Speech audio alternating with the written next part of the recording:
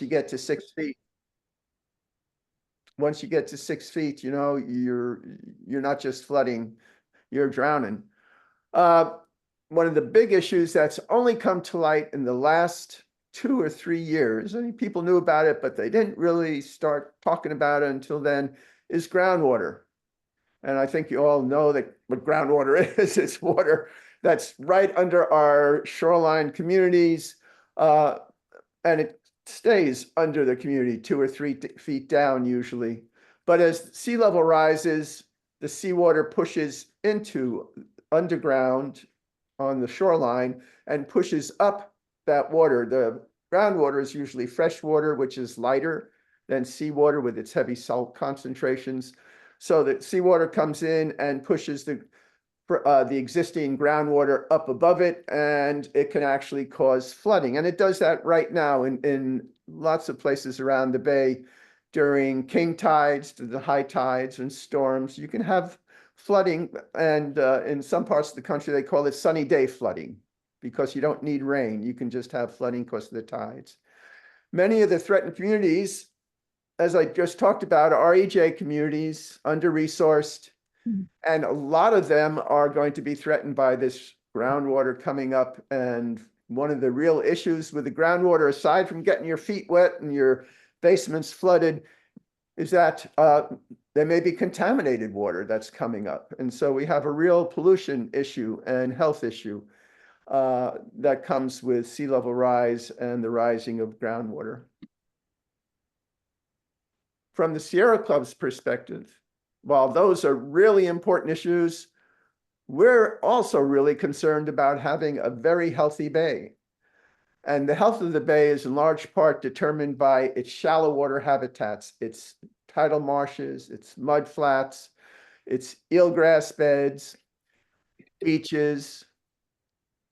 They can all drown. These shallow water habitats are called shallow water habitats because most of the vegetation, if not all, that grows in these shallow water habitats does need to be above sea level at some point during the day. As the sea level rises, it can drown all that vegetation, completely submerge the mud flats, which are now mud flats. You see the mud during the lower tides. They'll all disappear and drown. And they support a wide range of species and do a lot for us, which we're going to talk about in the next slide. So if we could have the next slide. So what do these shallow water habitats do? Well, just to start off, 70% of our commercial fisheries are dependent at some point in their life cycle on our tidal wetlands and tidal mud flats and these shallow water habitats, 70%. It's a big number. What else do our shallow water habitats do? They fight climate change. Our tidal marshes, as you can see in this, can collect, and I'll have a nice illustration later on. They store carbon dioxide in their root system and into the soil 10 times more than tropical rainforests do. They're great ways of fighting climate change. And the more tidal marshes we have, the better chance we have of slowing down climate change. Tidal marshes, beaches, any of these subtidal and subtidal vegetation like eelgrass, they help absorb wave energy. They slow it up, and you'll see in this another slide, up to 50% of wave energy during flooding can be reduced, or even more actually, depending on the size of the wetlands, can really reduce the impacts of flooding and reduce flooding itself because of just the fact that they're there and they're slowing the wave energy as it surges towards our shoreline. The vegetation in these wetlands also attracts and collects pollutants, and they can absorb nutrients, which is potassium and nitrogen. These are the pollutants that lead towards harmful algae blooms. Tidal marshes can take the nitrogen out of the water so that there's less likelihood that we have those harmful blooms. So they help clearing our stormwater and wastewater. And in addition to that, they actually improve our air quality because, again, the vegetation takes in air and collects impurities in the air. One of the big things that shallow water habitats and marshes in particular can do is moderate our temperatures. They create a lot of moisture in the air, which cools things down.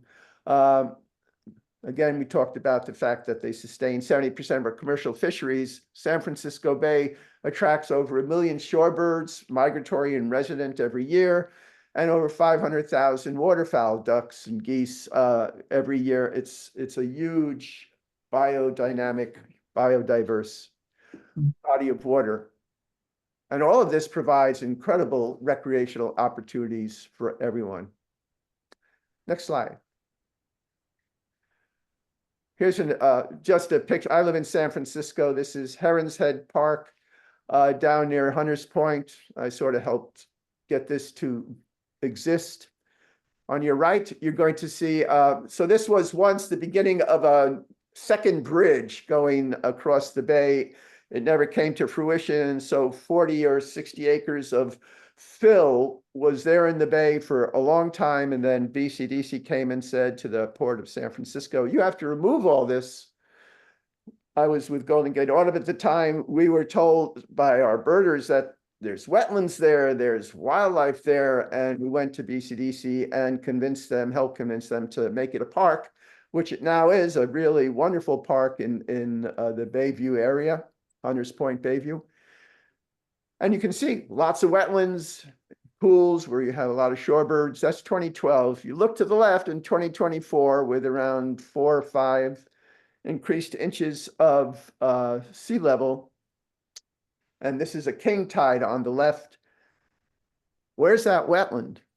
This is what I'm talking about, drowning. It's not there anymore.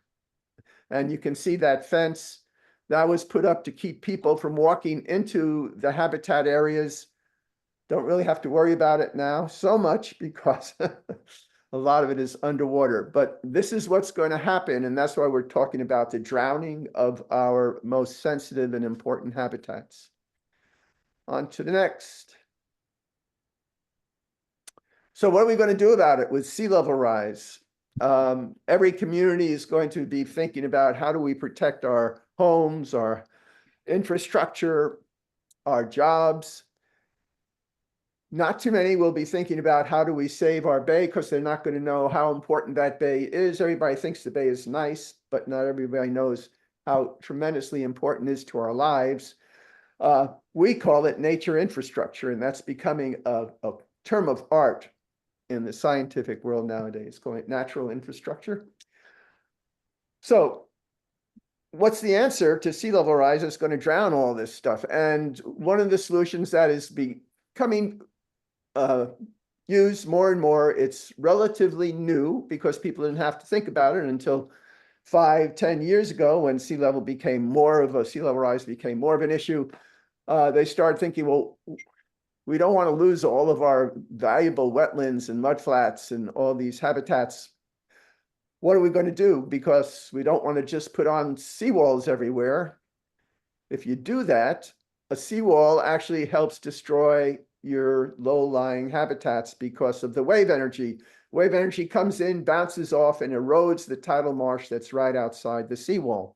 Same thing for beaches or mudflats. And so hard or gray infrastructure is combined with sea level rise, a death pill for our invaluable critical habitats in the bay. What are we going to do if hard infrastructure is not the answer? Well, nature-based solutions is the term that people are using to describe or green infrastructure, what we can do so that we don't have to use these hard gray seawalls. I'm going to go into a little more about just what that means, but I do want to show you on the left, you're seeing something called the Adaptation Atlas. You can look on this online, SFEI, and also we're going to be following our presentations. We're going to be sending every one of you the slide deck so you can read what we've said and written. but also a list of links that will take you to things like the Adaptation Atlas, which was created around 10 years ago, 8 years ago, which looked at what can we do using nature to preserve our bay. And this atlas goes around the bay and identifies areas where we can do things. And in 2 slides, I'll be talking more about what they can actually do it. So if we can go to the next slide. Here's what nature-based solutions are. They're what I've been talking about, marshes, mudflats, etc. But what they do, as I said, is that they slow up flooding. They can actually stop flooding if they're high enough. And what we need to do is have time enough for these tidal marshes to collect sediment, because they do collect sediment. As the bay rises, the tidal marshes can rise also. And so they can rise and continue to keep communities from being flooded, and they form sort of outboard levees themselves, but they're natural levees. Oyster reefs, eelgrass and mudflats and beaches, all of those reduce the storm surges so that these tidal marshes are not eroded and can sustain this resilience that they provide. Another way of doing a nature-based solution is not a pure natural one, but is one that includes a hard levee, and that's the ecotone levee on the right. So if your community is thinking about this and it's decided that marshes are not by themselves enough, they can put down a hard levee or seawall, but outboard from it towards the bay, they bring in a lot of sediment, so you have a very slowly sloping subsurface into the bay, and that's where marshes can generate themselves, and then they can start accumulating sediment and rising with sea level and acting as a barrier to flooding, etc. And so you're combining hard and green. And so that's the combination of things that we're urging as the solution wherever it can be. Can we get to the next slide? And here's just a little more. This is from the National Ocean and Atmospheric Administration, NOAA.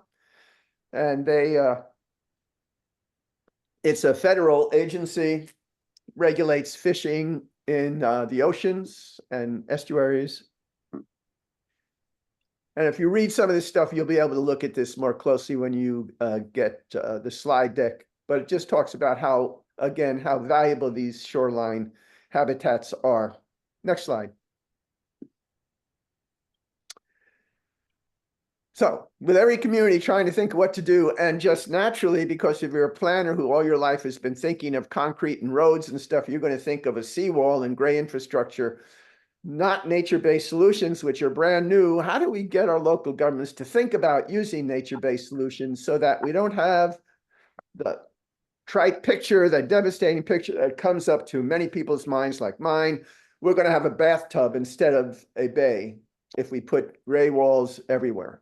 We'll have no habitats, very little life in the bay, and you may not even see it. Sort of like New Orleans with levees 30 feet high or whatever they are. Next.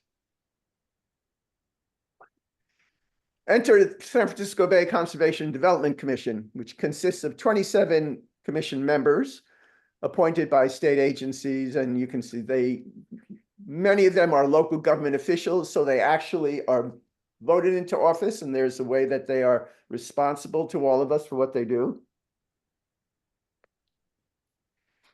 BCDC regulates bay fill. It was created in 1968. The bay was being filled. It had already shrunk by 30% from its original size because fill was being put in the bay for housing and business, etc. And people suddenly realized, wait a minute, the bay is too valuable. We don't want to see it disappear. And they actually forced the creation of the legislatively of the San Francisco Bay Conservation and Development Commission. The commission at that time, the issue at that time was bay fill. And so predominantly their law allows them to regulate bay fill the law actually says there should be minimum fill feasible with any project or no fill at all. But their jurisdiction stopped at the high tide line because they weren't worried about building on the uplands and they weren't worried about sea level rising. They were just worried about filling the bay. And so BCDC's authorities are extremely limited. And in 2011, they actually tried to amend their Bay Plan amendments, their Bay Plan, which is what lists what they can and can't do. They tried to amend it, but because of development and economic pushback, they just came out with a very nice sounding list of issues that they talked about, the threat of sea level and what it might mean, but they did not add any power to them above the high tide line. But around 2010 or 12, with sea level rise continuing despite what economic interests might say, BCDC began again to address sea level rise, first with an adapting to rising tides process for several years, and then a Bay Adapt process for several years, all of which got us here to 2023. Next slide.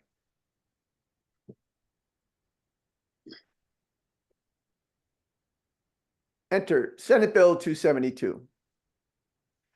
That's by John Laird, a senator from Santa Cruz. What be 272? It changed the world for how we view what's going to happen with climate change and what BCDC is going to be doing. This bill did a couple of things. It addressed both the coast. So the California Coastal Commission was included in the bill, and BCDC was included in the bill for the San Francisco Bay. And the bill instructed both the Coastal Commission and BCDC to develop guidelines that would instruct every local community within their jurisdiction as to how they should plan for sea level rise adaptation. And the whole process was called developing a Regional Shoreline Adaptation Plan, affectionately called RSAP. So under the bill, every local community must develop its own sub-regional shoreline adaptation plan. And that plan would be based upon guidelines developed by along the coast, the Coastal Commission, and in the Bay, the Bay Conservation and Development Commission. And that's what BCDC has been doing for the last year. The kicker in the bill is that BCDC and the Coastal Commission have to develop these guidelines by December 31st, 2024, this year. So they have 3 more months in which to finish the process of developing guidelines that will determine the fate of San Francisco Bay and our communities for God knows how long. Within the guidelines, so what does this actually mean? And Karen is going to talk more specifically, but the guidelines will be documents that planners will develop for their communities, and it has to answer a bunch of questions that BCDC is going to be challenging with. What is your shoreline like? What is vulnerable? What are the habitats? What is the infrastructure? How are you going to address all of these issues? And the local communities have until 2034 to develop these plans, but then they have to bring them to BCDC, and BCDC has to approve it or they can deny it. At the moment, it's not clear what happens with BCDC's constrained authority over the uplands, what denying it means, but that's for the future. Right now, at least there will be a plan telling local communities what they should do. And what we want to make sure is that those plans tell communities that not only must they not fill the bay, they actually have to work to use our nature-based solutions to protect not just our communities, but the bay itself, so that as we move into the 21st, 22nd century, we have both healthy communities and a healthy bay. But it's not going to be easy to get BCDC to do that as well as we would like to see it. And Karen's going to follow up and talk about the process. And I'll say right now that both Karen and I are on the BCDC advisory board committee to the guidelines planning process. And we've been working with them for 6 or 8 months now. And in part, thanks to what we've been doing and a lot of other people, there's 40 people on this advisory board. The plan has definitely gotten better and better in the sense that it is now starting to think about protecting the bay. We're going to see how much we can convince them to really protect the bay. And in just a few weeks, we're going to see their draft final and we'll know the answer. So on to Karen. Next slide, please. Yeah, so I'm going to be talking about what we want to see in the RSAP, and it's going to be at a higher level because we haven't seen the details yet of what that document actually looks like. There's going to be a public release of a draft for the public to review on Monday, this coming Monday. But right now we're kind of operating on what we think needs to be in the RSAP. And I want to first say the slides are going to be available afterwards. I think that's in the chat. And I'm probably not going to be reading off my slides per se. So if you have questions, you can get that, you can go back and listen to the recording, and I may even include my notes as one of the resource materials. I want to start off on common ground here. And so if we could go to the next slide.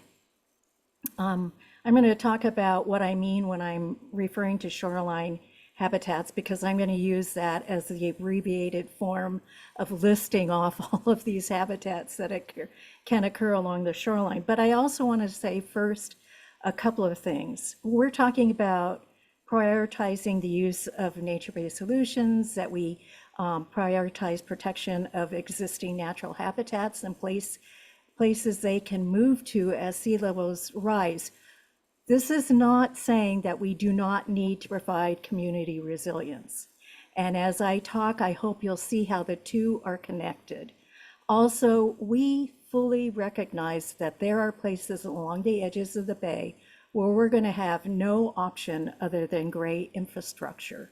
But because those places exist, because the habitats are threatened, and because those habitats in turn provide resilience, we need to work to protect and preserve those habitats as much as possible. So when I'm talking about, when I use this phrase shoreline habitats, I'm talking about a continuum that goes from the subtidal habitats all the way up to what we have listed here as upland habitat. But what we're saying is really suitable, it has to be at the right elevation, adjacent to these existing habitats, undeveloped or lightly developed lands. And that's what we mean. Next slide. And this is just a quick reminder, the shoreline habitats are in fact threatened by sea level rise. If you look at part A on the bottom figure, the bottom diagram there, that shows one of the mechanisms that our shoreline habitats are naturally resilient to sea level rise. And that is the vegetation that they support captures sediment in the water column, and then they can increase their elevation over time. The other scenario is down below at the very bottom picture, where you have existing habitat adjacent to these undeveloped or lightly developed lands, where they can move upslope as sea levels rise. But you'll see in the first graphic of B that in the Bay Area, that's the scenario. We have developed, for the most part, right up to the edges of the bay. And where we haven't developed, we have put in hardened structures such as seawalls or levees that block the movement of these shoreline habitats. And just one other slight piece of information, the scenario in A, where we tidal habitats can naturally collect sediment in the San Francisco Bay, we're finding that we are, in some areas of the bay, in a sediment deficit. So we really need to think about what we can do to protect our habitats and ensure that they themselves are resilient to sea level rise. Next slide. So I think Arthur covered this, but just brief recap. Why are we investing so much time in the RSAP process? And that is really because to date, when we're talking about how we're adapting to sea level rise, if people are adapting to sea level rise, if communities are in fact doing it, it's occurring in a haphazard way. It's occurring with each jurisdiction figuring out how they're going to go about doing it.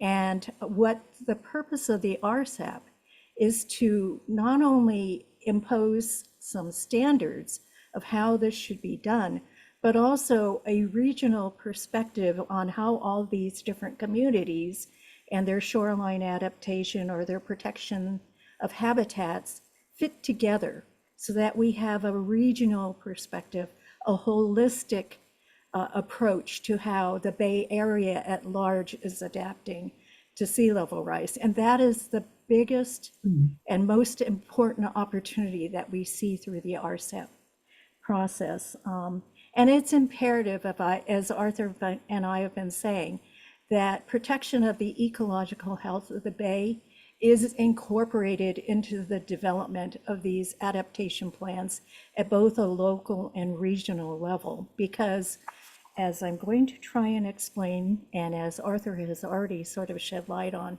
these habitats really are natural infrastructure, and they help provide resilience for our communities. So it's not just the luxury of having habitats for wildlife, but it's also that it in turn protects our communities. Next slide. I'm trying to rush through this. So again, this is high level because we have not seen the details of the public draft. But in general, Bay Alive supports an RSAP that has three main components. One, that we're prioritizing protection of the Bay's shoreline habitats, and we're prioritizing the use of nature-based solutions. And that means the use of nature-based solutions and protection of habitats wherever and whenever feasible. That means protecting the adjacent undeveloped lands that are suitable for habitat migration. That means when we're looking at how we protect our communities from flood inundation, that we look at things, or wave erosion, that we look at utilizing nature-based solutions first. And those are the things that Arthur mentioned earlier, and you can find identified in the Adaptation Atlas. When we speak about leveling the playing field, we're talking about in terms of equity, and that is to ensure that the protection of our most vulnerable communities is prioritized, and that contaminated sites in environmental justice communities are cleaned up, and that the voices of socially vulnerable communities and indigenous tribal governments are included as these plans are being developed and as they are being implemented. And then the adaptive pathways refers to phasing our approach to adaptation, and I'm going to try and go into a little more detail now. So if you can go to the next slide. You'll see here we're talking about insist on nature-based solutions wherever possible, plan for the shoreline habitats to migrate, keep these habitats alive, and within the framework of the RSAP, we want to see metrics at a regional level so that we're looking at the contributions of the different segments of the Bay towards meeting these goals of habitat protection or resilience. Also, that we are ensuring that we're doing no harm to our neighboring communities when we're planning our types of adaptation.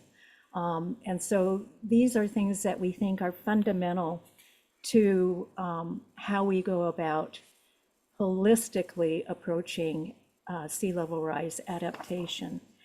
If we can go to the next slide. And it's not like we're starting from scratch. As Arthur mentioned, we have the Adaptation Atlas, and there are actually online versions of maps showing the types of nature-based solutions and the locations for these types of nature-based solutions are most suitable based on what we know about the physical structure of the bay in the different segments of the shoreline. And this can be found in the Adaptation Atlas. It's everything from the ecotone levees that Arthur mentioned to creation of beaches to reduce wave erosion, wave energy, and therefore wave erosion. It's the restoration of tidal wetland habitats. All of this already exists, and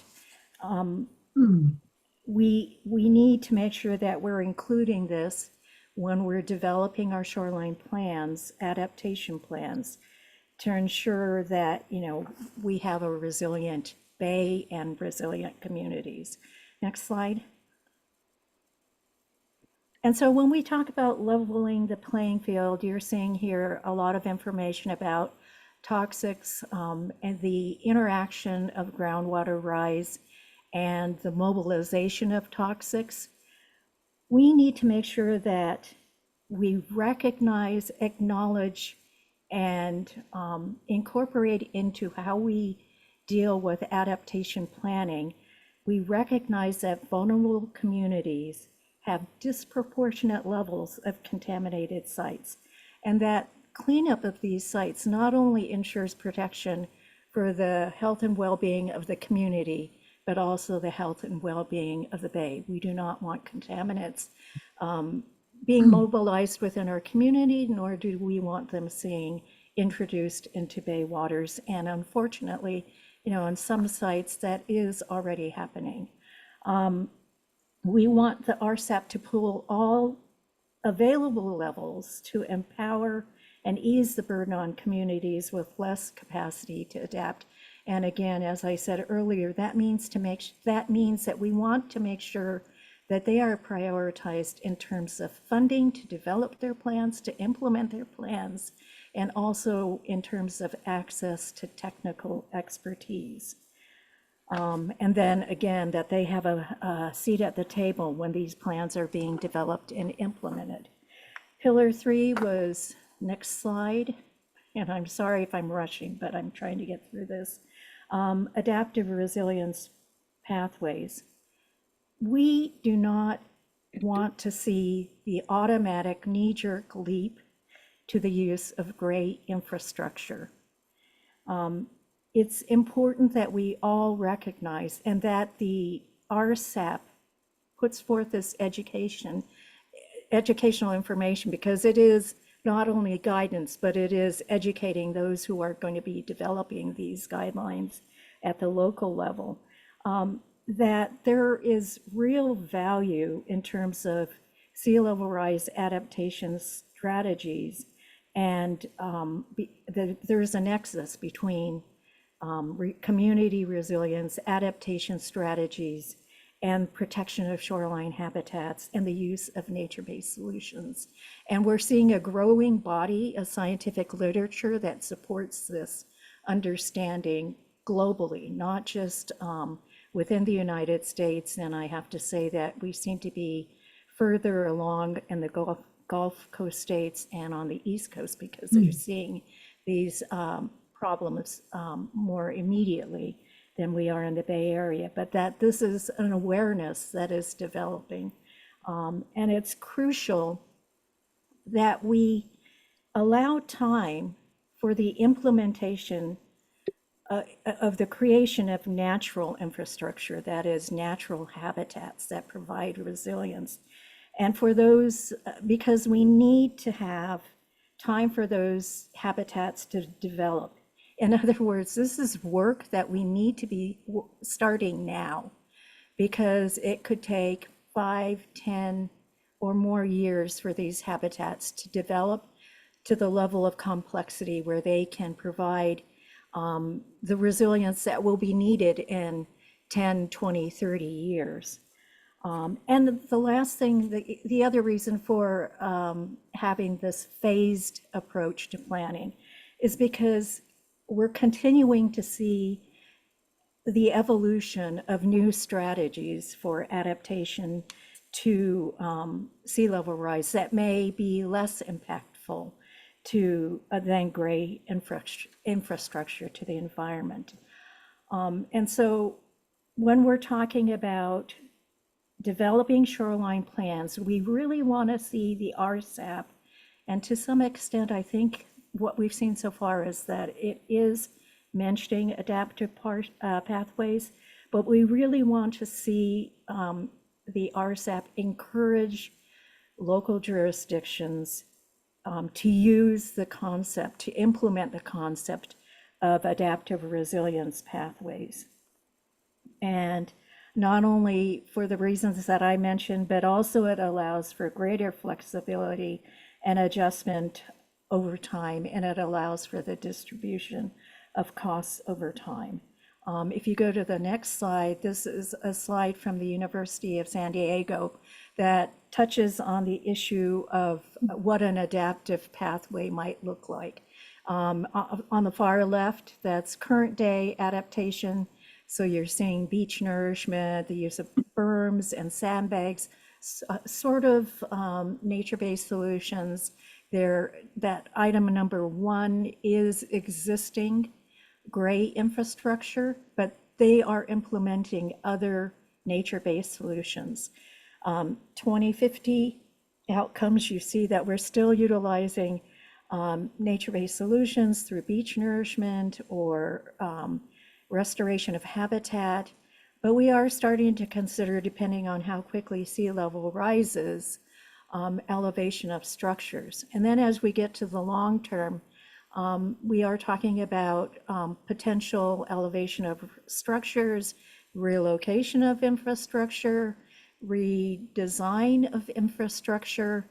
And this snapshot that's being provided here does not include any of the strategies that are evolving that may be more nature-based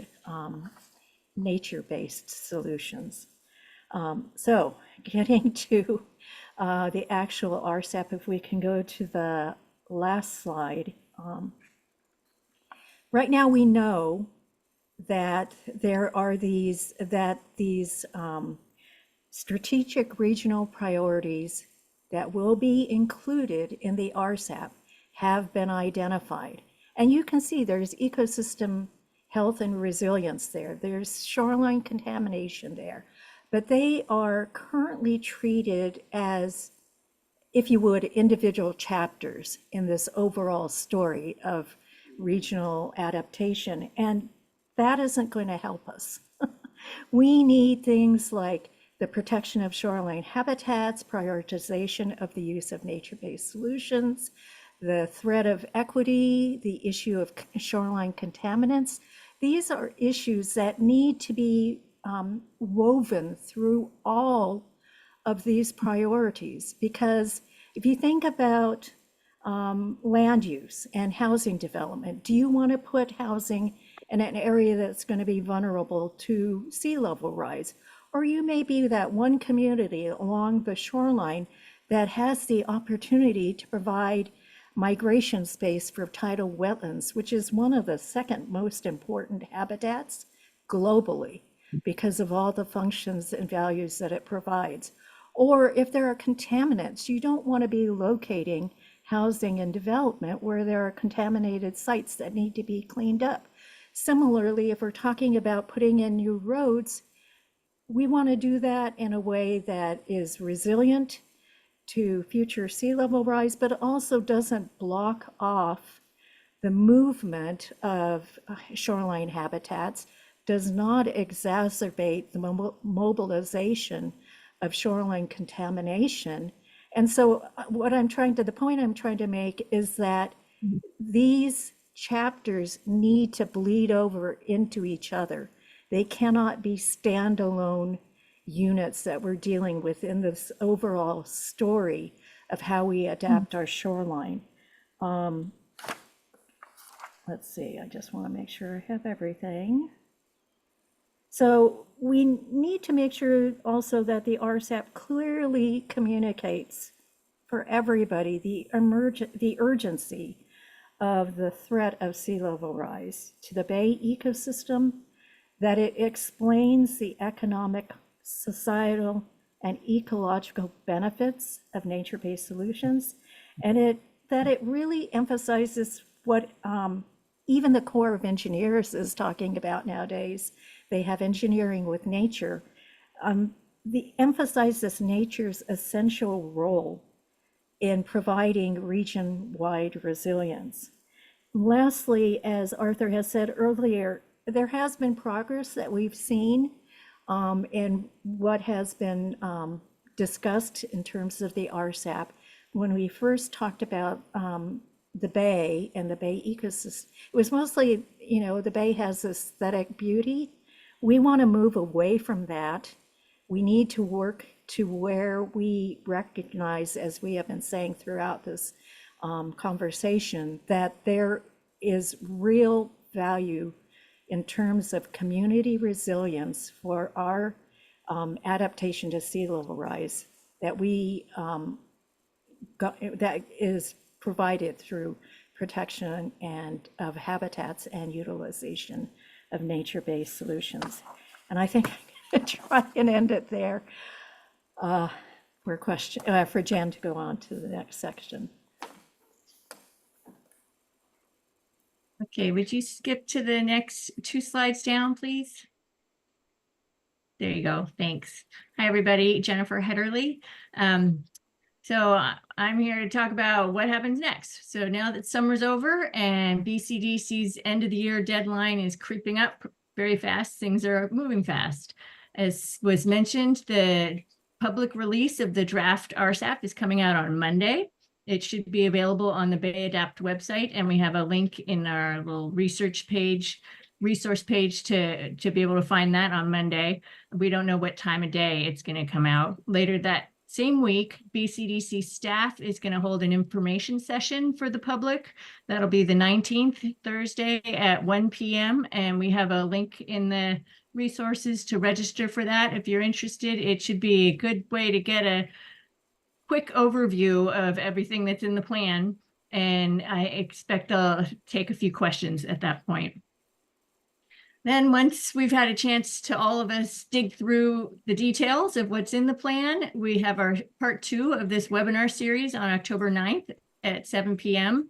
It'll be a little longer than this one, 90 minutes, and we'll get into the high points and low points of what's in the actual draft, talk about talking points for making the case to improve it, and we'll work together to help you get ready to weigh in effectively if you're ready to make public comments. Just over a week later, the BCDC Commission is holding their one and only public hearing.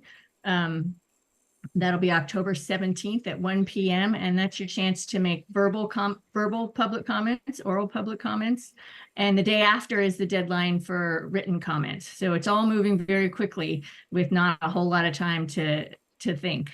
But as Arthur and Karen have said, we've come a long way already, but we think there's more work to be done. We do expect once it's public that some more powerful interests are going to start coming out of the woodwork and try to water down the things that we see as the good stuff.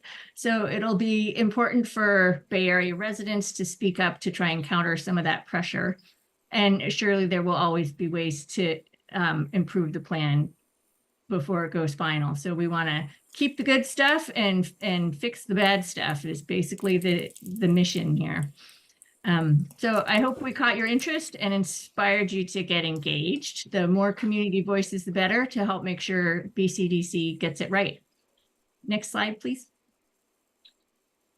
So what can you do right now? You can learn more about some of the things we talked about tonight, what's at risk from sea level rise, the critical importance of natural ecosystems, why contamination is such a big concern, and environmental justice priority.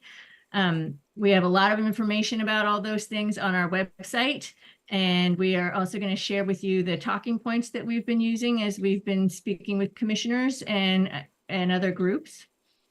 You can talk to your friends, family, and neighbors about the RSAP. Tell them what it is and how important it is, and that it's moving right now to help them get involved. Register, I'm going to race through the rest because I want to at least take some questions. Register for BCDC's information session. It's open now. Registration's also open for part 2 of this webinar. So please sign up. And you could go to our AddUp campaign. It's our online campaign page. We have a letter writing campaign up there right now. So you can express your support for the 3 key priority areas that Karen talked about tonight. And once we've reviewed the plan, we'll post a new letter that has more specific requests in it. So we'll let you know when that goes up. And we have a letters to the editor team that is working hard to spread awareness among the general public about some of these key issues and to get the media to write more about the importance of keeping the bay alive. So our resource page has links for how to learn more about that. And that's it. So I'm going to save the last 6 minutes to take any questions that you all might have.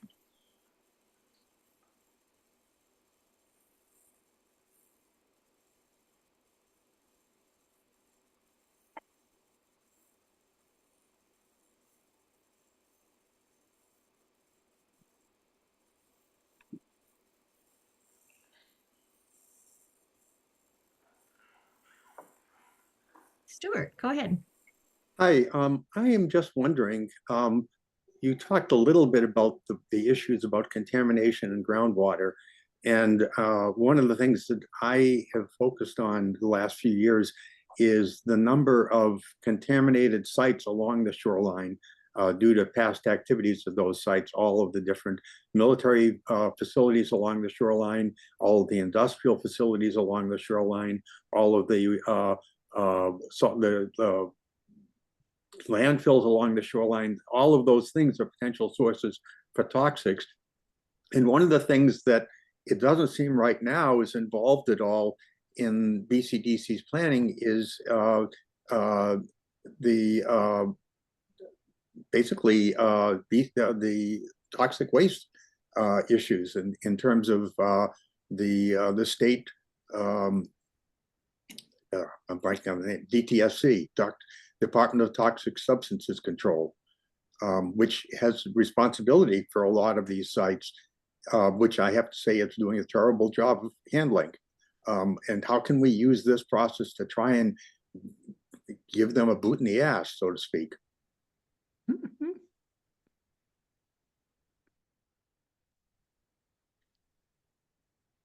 Anybody want to respond to that?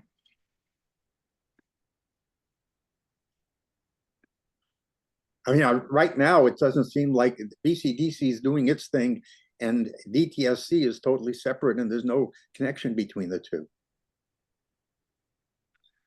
Well, I think they are starting to think about including contaminants in the planning issue. I think the problem right now is that BCDC is not at all sure what power it has as a result of the bill, and they are talking about further legislation.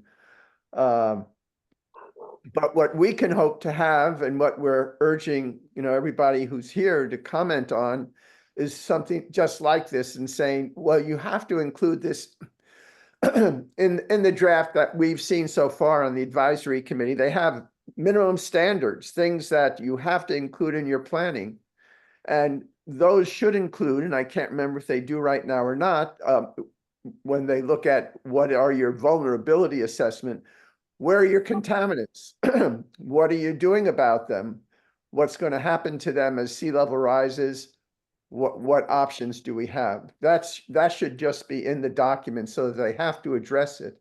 Now, whether BCDC has the power right now to make them do something is another question, which we hope is corrected, as I said, in the near future. But right now, just getting them to recognize it allows the public to come up and say, well, wait a minute, this is in your plan. Why don't you implement it?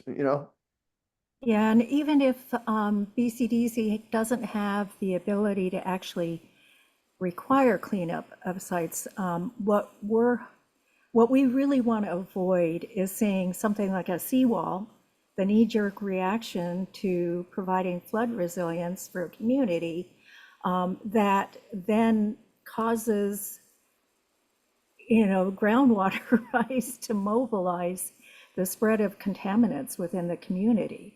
So I think that what we can do through the RSAP process is make people more aware of what I was trying to get at, is that we need to be looking at how all of these issues thread through all of our priorities when we're looking at how we're going to move forward in a healthy, holistic, resilient way, facing the challenges of sea level rise. I don't know that answers your question, Stu.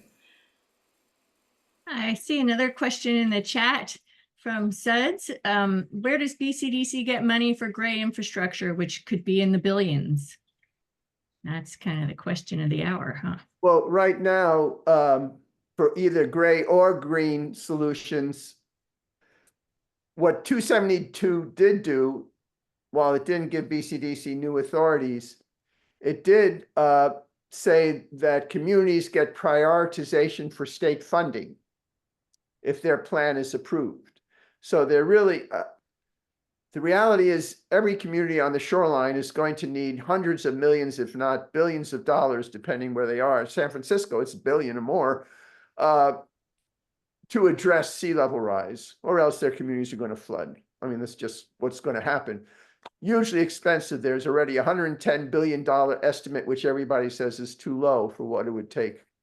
Think about $110 billion and where that's coming from.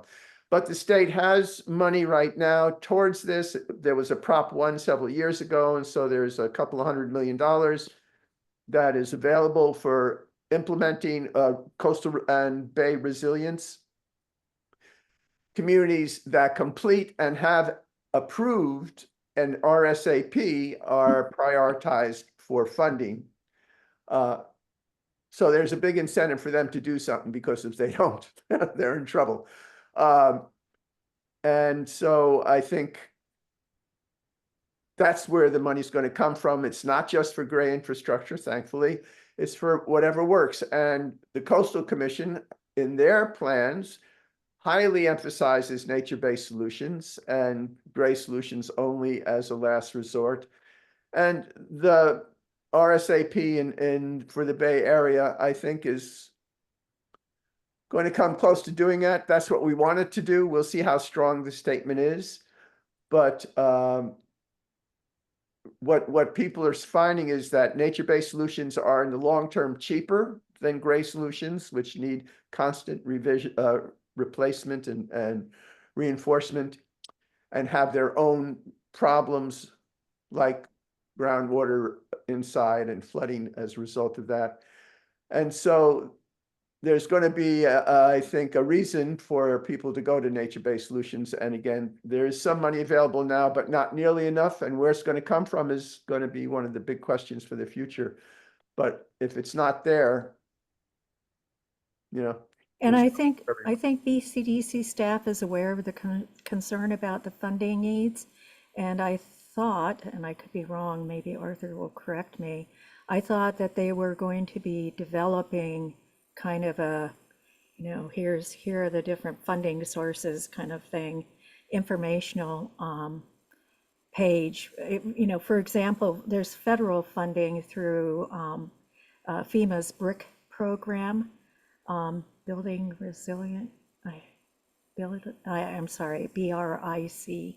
I can't recall the acronym right now, but I know, for example, I thought I saw that the SAFER project in East Palo Alto is receiving some BRIC funding for helping with the planning phases of their SAFER levy. So I think that, it's not going to be one source. We're going to have to cobble things together.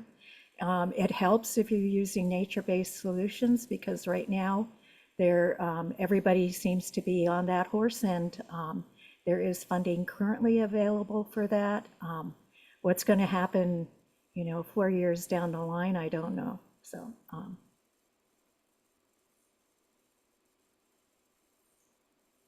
I see we are 3 minutes past 8 now, so I want to respect people's time. If you want to sign off, but I think, I don't know, Arthur and Karen, are you willing to stay on a little longer for questions if folks, for folks who have them?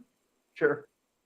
All right, well, thank you then, everybody, for coming, and we'll finish up these questions and sign off. Go ahead, Wendy. Hi there, and thank you. I lived in Berkeley for many, many, many years. And of course, the 80s just smack dab on the edge of the bay down there. And there's some pretty interesting marina and park stuff there, but it's landfill. There's just garbage in that landfill. And I'm just thinking about all the landfill that's just full of garbage, and how as the water rises, all that garbage is going to be mobilized. And I know you sort of touched on it, but that's one worry. I'm also thinking about that they're just building new housing right down there, like right next to Aquatic Park, multi-story buildings like there's no tomorrow. And I'm going, gee, there's this problem with different needs being addressed differently and sometimes at cross purposes. And I really wonder about all the building that's going on in areas that look like they're vulnerable. We do too. Yeah, that's the issue. And in part, that's what the RSAP should be addressing when they're requiring shoreline adaptation plans, is where do you build and where not? And that's what we're working towards. And that's why we're doing these webinars, to get as many of you folks as possible to be commenting on the RSAP so that they're encouraged to do the right thing. We've been speaking to commissioners, and the ones we've spoken to so far have been somewhat sympathetic or even very sympathetic, but there's 27 of them. You never know which way they are going to go. There's a lot of other pressures, like housing pressures are incredibly strong in the Bay Area right now. And so we really do need a lot of voices saying the right way to go is the nature-based solutions, taking your time in terms of choosing adaptations before you go gray and build a wall, because once you do that, that's sort of the end of the game. And then everybody loses. And so we need all your help. And incorporating the awareness of sea level rise, the realities of sea level rise into land use decisions and planning. That's why we really think that they cannot be standalone chapters, that we really have to have this common thread that weaves through all of the RSAP, because that will help inform people who may not be used to thinking in that way, that there are options that are available to the community that can, number one, provide more resilience, provide it at a more cost-effective manner, help the environment, so, and not put additional residents or businesses in harm's way, to where we have to figure out where we're going to come up with the dollars to protect that development in the future.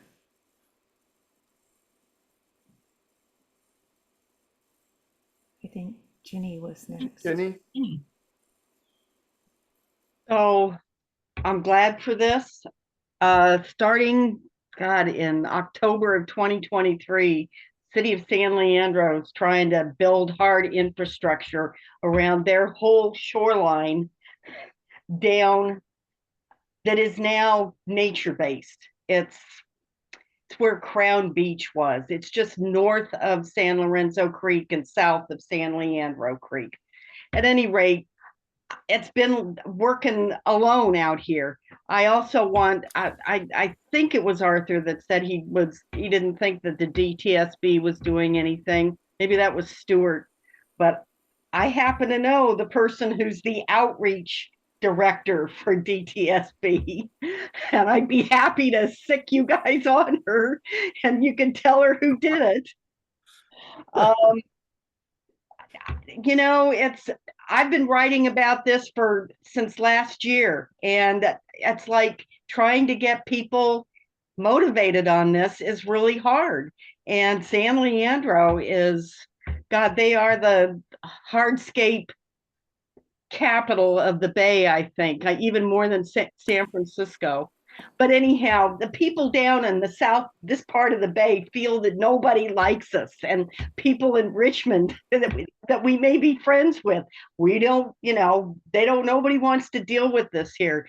But there is a lot that's happening here. They've got a San Francisco Institute, Bay Institute grant to plan all the hardscape along like a 2-mile stretch of the South Bay here. And I'm writing to them and saying, don't do this, but nobody else is, near as I can tell. So more voices would help if anybody can. I mean, Yeah. I worked in El Viso. I worked in East Palo Alto. I mean, I've been all around the Bay. I know people in Richmond, and they all seem to have more, I don't know, better organizing skills. Maybe that's just it. So I can be done now. I've offered what I had. Thanks. Well, it won't help you right now, but that's what we hope the RSAP will provide. And if that fight's still going on, it may help you with that, because if the guidance is strong enough and the plan they have to produce is strong enough, then they will be looking at nature-based solutions, and in San Leandro, they certainly can use those.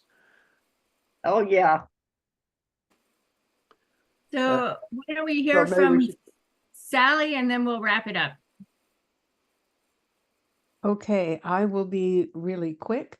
I just thought it might help to mention that one concept that's being floated in Richmond is a moratorium on any kind of shoreline development while we get everything planned and all the adaptations put together. So that might be a way in your own community to go forward. Yeah, that would be great. Well, All again, right. thanks everybody for joining with us.